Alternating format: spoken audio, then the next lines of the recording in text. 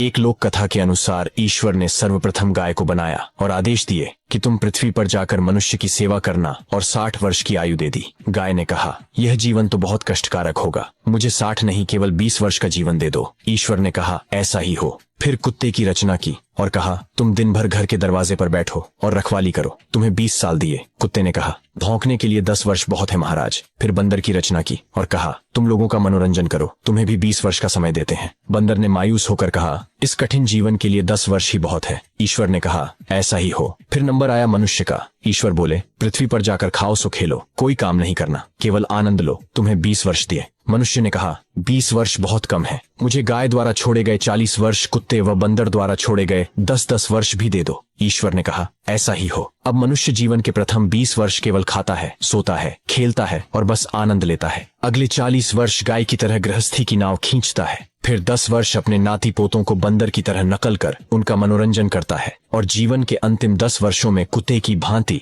घर के बाहर दरवाजे पर बैठकर रखवाली करने के साथ साथ आने जाने वाले लोगों पर अनावश्यक रूप से भौंकता।